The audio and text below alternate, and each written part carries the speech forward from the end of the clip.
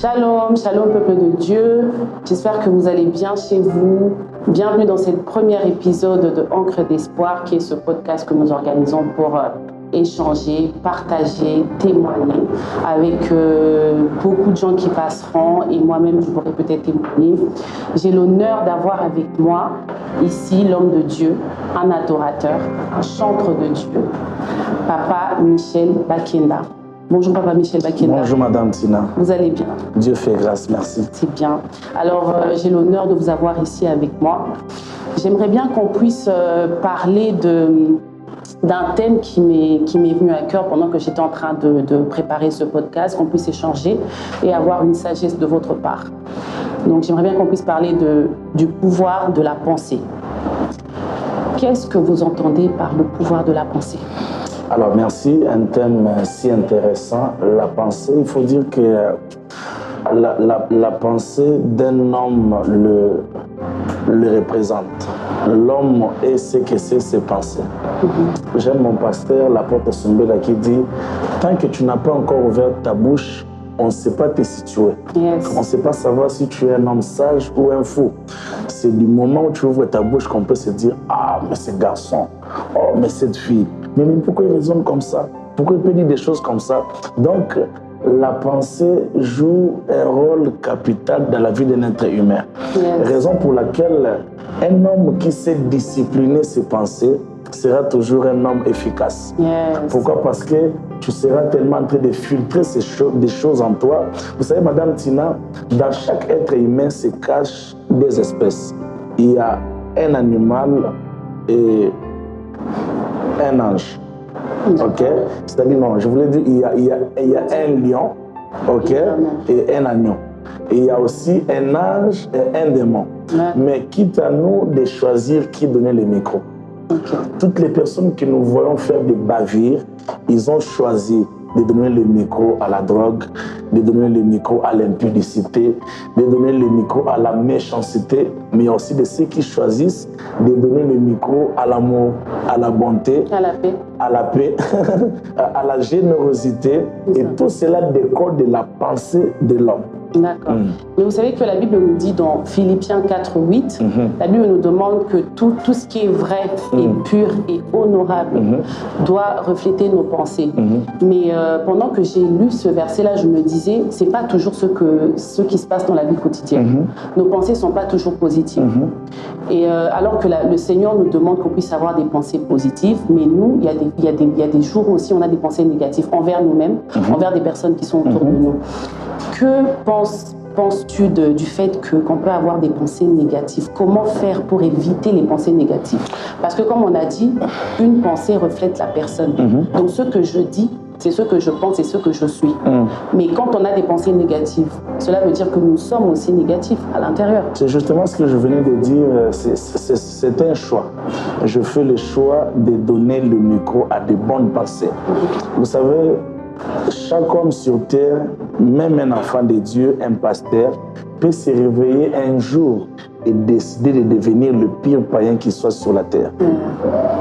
Ouais, parce que dans l'homme, il y a plusieurs pensées qui véhiculent. Vous savez, il y a comme cet exemple qui me montre, c'est qu'un oiseau a le droit de pouvoir survoler ta tête, mais il n'a pas le droit de pouvoir installer son nez sur ta tête si tu ne le permets pas. Exactement. Donc, il est important de faire ce travail, de toujours filtrer ses pensées, d'avoir des pensées positives.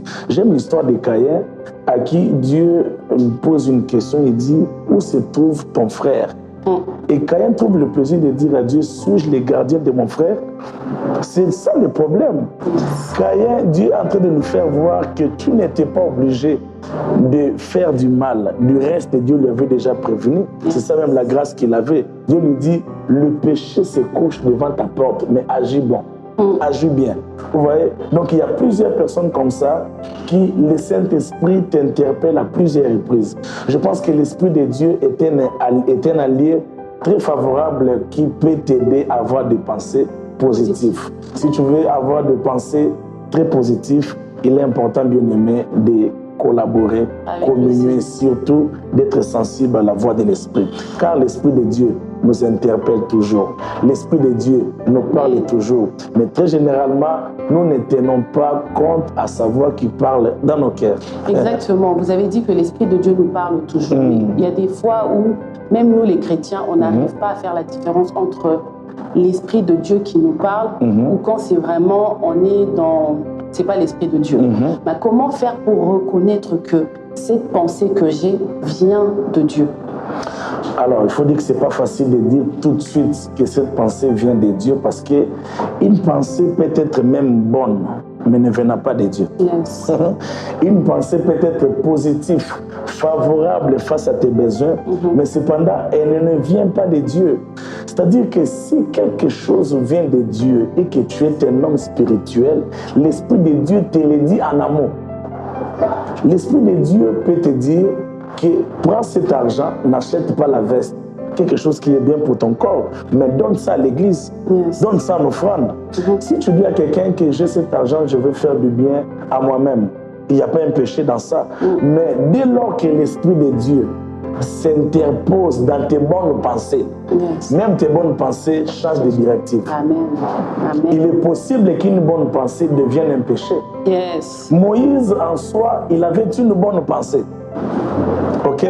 Mais le problème ici, c'est que lorsque l'Esprit de Dieu intervient, la chose qui est pure peut être considérée comme sale. Yes. Pourquoi? Parce que l'Esprit de Dieu, c'est l'Esprit du conseil. Il siège dans la présence de Dieu. Yes. L'Esprit de Dieu peut te réveiller à 3 heures pour te réveiller. Écoutez, la nuit est faite pour dormir. Mais quand tu te réveilles la nuit pour prier, écoutez, tu entres dans les règles de l'Esprit. Dans les règles de l'Esprit, nous ne péchons pas. Dans les règles de l'Esprit, même lorsque ça nous fait mal, les résultats sont toujours meilleurs. Donc la meilleure méthode, c'est de communier avec l'Esprit de Dieu. Il ne suffit pas seulement de l'écouter, mais de communier avec lui. Donc, avoir une communion permanente avec lui. Je me rappelle, Maman Tina, qu'en 2005, à cette époque-là, Vodacom commençait avec le système d'activation des SIM. Et moi, je me suis retrouvé en retraite vers le campus. Et ce jour-là, Dieu m'a interdit de ne jamais activer des SMS. Ah bon? Je me dis, mais comment est-ce que je viens en retraite? La chose que Dieu trouve bon pour m'interdire, c'est de ne jamais activer les SMS. De sorte que jusqu'au jour d'aujourd'hui, ça ne m'est jamais traversé dans la tête. Pourquoi? Parce que quelque chose peut être bon pour tout le monde.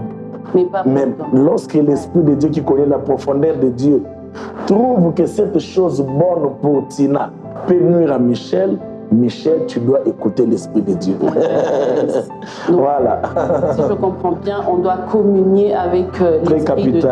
Et ça veut dire aussi qu'on doit beaucoup plus méditer la parole de Dieu, passer du temps dans la parole du Christ. Justement. Mais qu'en dis-tu des... Bon, dans la vie, hein, dans la vie actuelle, quand on est dans le choix de notre conjoint, que ce soit copine ou copain, des fois, on se dit, Seigneur, je veux connaître ta volonté. Mais même quand le Seigneur te montre ta volonté, sa volonté à lui, on n'accepte pas ça parce qu'on est lié à nos pensées. La pensée te dit, sois avec telle personne, mais c'est peut-être pas le choix de Dieu. Maintenant, cette différence-là, ça peut aussi être une chose positive, mais c'est pas forcément le Seigneur qui te parle, mais parce que c'est ta pensée. Comment tu fais la différence? Alors, il faut dire déjà que nous sommes dans une sorte de pente, si je peux le dire comme ça, où les gens ont exclu, même l'Église a exclu l'Esprit de Dieu dans le domaine des choix. Comme quoi, depuis les jardins d'Éden, Dieu ne fait plus de choix pour les gens. J'aimerais dire ceci, pour quelque chose qui va avec le destin, Dieu ne peut jamais s'exclure. Yes. Sachant que des héros, des David, des Samuel, des hommes forts qui vont influencer la terre, vont sortir d'une union, alors Dieu, avant même de faire le programme d'un David sur terre, le premier programme de Dieu était d'abord par rapport à ses parents. Vous vous rappellerez que les parents de Samson ont eu plutôt un rôle très capital dans la suite de sa vie sur terre. On peut bien parler de Samson, mais imaginez que le père et la mère de Samson n'écoutaient pas l'instruction de Dieu. Que serait Samson? En d'autres termes, Dieu ne peut jamais se retirer du choix. Pourquoi? Parce que tout ça est dans le plan de Dieu. Amen. Alors, qu'est-ce qui se passe lorsque Dieu te donne un choix et que toi, tu tiens à ton choix? Vous savez, c'est facile d'en parler parce qu'on a le micro, mais c'est toujours pas facile de vivre ça. Exactement. Et surtout d'expérimenter ça. Yes. Moi, je pense qu'il faut vraiment être une personne qui est flexible à l'écoute du Seigneur. Et aussi en intimité avec Dieu. Yes. Mais aussi savoir en amont que la volonté de Dieu n'est pas toujours contradictoire à la volonté de l'homme. Parce que aussi, on a toujours comme l'impression que nous avons pour la bisoka il y a bien Dieu viendra toujours avec des choix compliqués, comme quoi de très bonnes choses, Dieu n'est toujours pas là-dedans. Et pourtant, c'est pas ça. La volonté de Dieu est parfaite dans l'homme. Yes. Quand on dit qu'une volonté parfaite, cela veut aussi dire que quelque chose qui est parfait, ça commence d'abord par réjouir le cœur de l'homme. La volonté de Dieu commence par satisfaire l'homme, le concerné. Oh, wow. C'est cela qu'elle est parfaite. C'est-à-dire que quand on dit qu'elle est parfaite, c'est-à-dire que même moi, je n'ai rien à reprocher à la volonté de Dieu. Amen. Il ne faudrait pas que l'homme commence à juger la volonté de Dieu. Vous voyez ça? Yes. Donc, par conséquence, il est toujours important, bien-aimé de Dieu, d'être à mesure de présenter à Dieu ce que tu veux. Les critères, c'est doit d'être présenté d'abord à Dieu. Yes. Le point avec nous, nous ne présentons pas un genre de CV. Ok, à Dieu. Et par conséquence, même lorsque Dieu intervient, il sait pas. Voilà. C'est-à-dire qu'il y a déjà eu quelque chose qui a manqué au départ, la communication entre Dieu et l'homme. Par conséquence, voilà. Par conséquence, lorsque Dieu te dit ce qu'il veut, alors tu murmures. Parce que tu n'as pas dit ce que tu veux. Voilà. Je pense que le premier démarche à faire, c'est d'abord présenter ce que l'on veut à Dieu. Lorsqu'Abraham a envoyé son serviteur chercher une femme à son fils, Abraham a commencé par donner les critères. Yes. Vous voyez? Donc Dieu tient à ce que l'homme dise ses propres critères. Yes. Et par moment, Dieu accompagne les critères de l'homme. Surtout si tu es son intime. Donc, arrêtez ce genre de choses où Dieu n'est plus dedans, on risque de faire des erreurs terribles. On le fait déjà, je pense, au quotidien. Alors, j'aimerais bien parler de l'histoire de Ève dans le jardin d'Éden. Ève savait qu'il y avait l'arbre interdit, le fruit interdit qu'elle ne pouvait pas manger. Mais quand le diable a visité Ève, le diable a touché quand même les pensées de Ève. Pourquoi? Parce qu'en disant à Ève, tu peux manger. Et si vous mangez ce fruit-là, vous deviendrez des dieux. Et alors que Ève savait que c'était interdit de manger le fruit, mais quand même le diable a touché à sa pensée. Et ce qui fait que Ève a changé sa manière de voir les choses. Ève pensait même que Dieu était en train de mentir. Dieu lui a menti par rapport au fruit. Et qu'est-ce qu'elle a fait? Elle a péché. Elle a mangé le fruit. Des fois, on a des pensées, on se dit, c'est des pensées positives qui viennent vraiment de Dieu. Mais une personne peut venir te parler. La fréquentation, les gens qui nous parlent, les gens qui viennent nous dire des choses. Et on a l'impression que, ah oui, ça, pourquoi je ne fais pas ça? Je peux aussi le faire. Si quelqu'un vient me parler, c'est-à-dire que la personne me connaît. La personne sait que ce n'est pas interdit, je peux le faire. Comment maintenant faire en sorte de ne pas laisser les gens autour de nous venir polluer nos pensées? Parce que des fois, on peut avoir des pensées positives, mais c'est pollué par les gens. Maintenant, il faut retenir ici que le diable ne te proposera que ce que Dieu t'a déjà donné, mais d'une certaine manière. En soi, Dieu a les établissant sur terre, Adam et Ève, Dieu leur avait donné la terre pour qu'ils soient les dieux de la terre. Yes. Vous savez, Dieu, par définition, c'est l'objet d'une adoration. En d'autres termes, n'est Dieu que celui qui est adoré. Il y avait un problème, il était toujours Dieu au ciel, mais il y avait un problème sur la terre. Yes. Comment est-ce qu'il serait Dieu?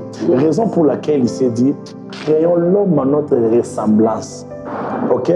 Pour que ces derniers puissent reconnaître qu'il existe un Dieu sur la terre. Vous voyez? Mais écoutez, ce que j'aime avec Dieu, dans sa divinité, il nous communique une petite divinité. On dit que Dieu est jaloux, mais nous oublions souvent que le même Dieu jaloux, il a donné le seul fils unique qu'il avait pour nous. Le même Dieu jaloux, il n'a pas hésité de nous rappeler que nous sommes des dieux. Dieu regrette même. Il dit, cependant, nous mourrons comme des fils des hommes. Et pourtant, nous sommes des dieux sur la terre. Vous voyez? Donc, le diable est venu réveiller quelque chose que Dieu avait déjà sémé à Ève et Adam. Mais d'une certaine manière, très généralement, bien-aimés de Dieu, vous qui vous laissez influencer par de mauvais amis. Quelqu'un vient te dire, non mon cher, je connais un tuyau comme nous avons ce jour ici, il faut ça pour avoir un bon salaire, pour avoir un poste. Je vais te dire que Dieu, en créant l'homme a été un logiciel de Dieu où Dieu a tout planté et tout déposé dedans. Il n'y a pas un homme qui manque de quoi que ce soit sur terre. Oh, c'est fort. Toutes les bénédictions, les logiciels de Dieu dans la vie de l'homme dépendent d'un temps établi par Dieu. Vous voyez? Et quand vous comprenez ces choses-là, bien-aimés de Dieu, vous resterez focus à attendre votre temps. Attendre votre temps. Donc, les mauvaises pensées ont pour objectif de nous dérailler de la bonne direction de Dieu. Vous savez qu'il y a certaines personnes qui ont été bénies, mais pas par la voie que Dieu voulait qu'ils soient bénis. Et par... Il peut se faire que tu empruntes un chemin où on te donne $1000, mais c'est pendant le chemin que Dieu avait prévu, cacher $1 million. Oh God. Je pense que le jour où nous mourrons et le jour où nous verrons Dieu, maman, il y aura des choses. On va regretter. Quand il va commencer à te dire, Michel, est-ce que tu te rappelles en 2016, je t'avais dit ça. Je voulais te donner ça. C'était pour que tu aies ça. Et puis on dira, oh mon Dieu. Donc ici, j'aimerais dire à quelqu'un, reste focus sur ce que Dieu t'a dit. Si tu as déjà écouté Dieu, apprends à fermer tes oreilles. Yes. Donc, j'aimerais parler aussi d'une chose par rapport à ce que nous reflétons. Quand on parle des pensées, d'une pensée, c'est que la pensée est exactement ce que tu reflètes. Mais il y a des moments, quand on traverse des moments difficiles, on n'a pas toujours des pensées positives. Parce que là, on est en train de parler plus des pensées positives, les pensées qui viennent de Dieu. Mais ça arrive, même à nous les chrétiens, de traverser des moments difficiles et ces moments-là, nos pensées deviennent négatives. On se dit, je ne serai pas capable de faire ça. Je ne suis pas en mesure de faire ceci. Je ne me trouve pas assez apte pour, je ne sais pas, travailler quelque part. Mais avec ce genre de pensée, comme on dit que tu es à l'image de ce que tu penses, la pensée c'est le cœur. Parce que la Bible nous dit que le cœur c'est l'âme aussi, ça reflète l'âme. Donc là ça vient d'abord de la pensée ça passe par l'âme et nous on sort par la bouche. Maintenant quand on reflète sur nous-mêmes des pensées négatives, alors qu'on sait que le Seigneur veut que nos pensées puissent être vraies, pures, positives, mais on a quand même des pensées négatives sur nous-mêmes et même sur nos proches, parce que des fois, même en parlant, on peut dire j'aime pas un tel parce que la personne est comme ça, c'est déjà négatif. Et c'est une pensée qui vient de notre tête. Comment faire pour vivre tellement dans la crainte de Dieu et même éviter d'avoir des pensées négatives quand on traverse des moments négatifs, malgré qu'on est dans la méditation, dans la parole. Mais quand tu traverses des moments difficiles, des fois tu peux même lire la parole, mais tu te dis, ah non, c'est fini pour moi. Moi, je ne pourrais pas arriver à faire ça. Je vais aller avec deux versets qui montent dans mon esprit. Le tout premier, je suis dans le livre d'Ésaïe 65. J'aime ce que la Bible dit. La Bible dit, j'ai exaucé ceux qui ne demandent rien. Je me suis laissé trouver par ceux qui ne me cherchaient pas. J'ai dit, me voici à une nation qui ne s'appelait pas de mon nom. Maman Tina, je comprends par ici que la prière n'est toujours pas les paroles, l'expression verbale. La prière, c'est la pensée. Yes. Dieu savait que l'homme aura des besoins.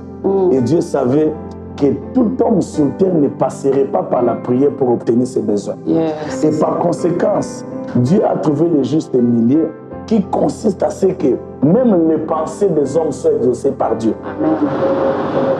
Vous voyez? Et ça me renvoie directement dans ce livre dans le livre de Marc, le verset de l'histoire de cette dame plutôt. Je suis dans Marc 27, la Bible dit, ayant entendu parler de Jésus, elle vint dans la foule par derrière et toucha son vêtement. Car elle se disait, avant qu'elle ne se dise, sa vie était autrement. Mais dès le moment qu'elle a décidé de se dire, les choses ont commencé à changer. Yes. En fait, son miracle n'a même pas commencé quand elle a touché Jésus. Le miracle a commencé dans sa propre pensée. Amen. Yes. En d'autres termes, les choses que tu cherches sont dans tes pensées. Le jour où tu vas faire mariage avec tes pensées, alors tu vas produire ces choses. Yes. Amen. Écoutez, la Bible dit, dans le verset 28, si je puis toucher ses vêtements, je serai guéri. Yes.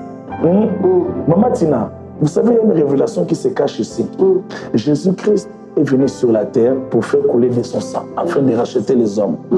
Et Jésus, tout ce qu'il a fait sur la terre, était en train justement de le conduire vers l'accomplissement de sa mission. Et Jésus se rend compte que je suis venu pour verser le sang, mais sur mon parcours, je rencontre une femme qui fait couler le sang. En d'autres termes, la femme était en train de faire la chose que Jésus avait prévu de faire. Raison pour laquelle Jésus ne pouvait pas accepter que la chose qui, mon Dieu, la chose que lui allait faire sur la croix, qu'il laisse cette chose en train de se faire derrière son dos. J'aimerais dire à quelqu'un que ton problème ne volera pas la star à Jésus. Amen. Je viens dire à quelqu'un que lorsque tu actives des pensées positives, cela donne l'opportunité à Jésus de ne pas oublier un certain miracle dans ta vie. Amen. Si la femme n'avait pas aménagé ses pensées, il y aurait un miracle raté. Yes. Pourquoi? Parce que ces pensées ont été les canaux par lesquels Jésus est passé pour pouvoir stopper le sang qui coulait. Bien-aimé de Dieu, la pensée de l'homme joue un grand rôle dans sa vie sur la terre. Il ne faut jamais négliger des choses qui passent dans ta tête. Et autre chose, bien-aimé de Dieu, apprenez toujours à être positif. Comment est-ce qu'on reste positif? C'est en lisant les Écritures. Je pouvais être faible, mais quand j'ai lu ça, j'ai dit, oh, elle a fait 12 ans. Moi, peut-être que je n'ai pas fait 12 ans. Mais, et puis, maman, ça dépend de 12 ans dans quoi? Je préfère encore 12 ans d'impie que 12 ans d'écoulement de sang. Parce que quand le sang est en train de couler, le sang est en train d'évacuer la vie. Le sang est en train de partir avec la vie. Le sang est en train d'éliminer la vie. C'est-à-dire qu'il y a certaines épreuves dans nos vies qui ont pour objectif d'éteindre notre existence sur terre. Une fois, je me suis retrouvé dans une situation et Dieu m'a dit, Michel, tu sais pourquoi est-ce que les problèmes arrivent dans ta vie? Il m'a fait comprendre que les problèmes viennent avec un seul but, c'est d'effacer ton nom sur la terre. Et Dieu m'a fait aussi comprendre que pour le diable, le fait que Dieu lui ait dit de ne pas toucher à l'âme de Job, c'était déjà un échec. Le diable n'avait qu'à faire d'un Job malade. Pour le diable, il est venu négocier pour que Dieu élimine Job. C'est pourquoi Dieu comprenait et dit non, pas ça. Fais tout ce que tu peux, mais ne touche pas son âme. Donc, il est important de méditer la parole, de faire un avec la parole de Dieu, car c'est de là que viendra la force qui vont devoir changer notre manière de penser. Amen. Merci beaucoup, Papa Michel. C'était vraiment un réel plaisir. Alors, pour conclure, qu'est-ce que les enfants de Dieu peuvent retenir par rapport à cette magnifique thématique? Alors, c'est vrai qu'on a parlé de pas mal de choses, mais j'aimerais ici dire à quelqu'un qu'il faut retenir que il est important de passer beaucoup de temps dans la méditation de la parole de Dieu, des temps réels de face à face avec Dieu. Question de permettre à l'Esprit de Dieu de pouvoir impacter tes pensées. Mais aussi, il faut bien gérer tes fréquentations. Ne donne pas tes oreilles à n'importe qui, car plus tu écoutes les choses négatives, les choses qui n'honorent pas Dieu, plus tes pensées seront corrompu. Autre chose encore à te retenir ici, c'est que, bien-aimé de Dieu, le pensée de l'homme précède l'homme. Il est important de penser grand, même si tu n'as pas d'argent. Il est important de penser mariage, même si tu es célibataire. Il est important de penser richesse, même si l'on est encore pauvre. Voilà, que Dieu vous bénisse. Merci, Madame Tina. Merci, Papa Michel, et merci à vous. J'espère que vous avez été bénis, parce que moi, j'ai été réellement bénie par Papa Michel. Donc, merci et à la prochaine.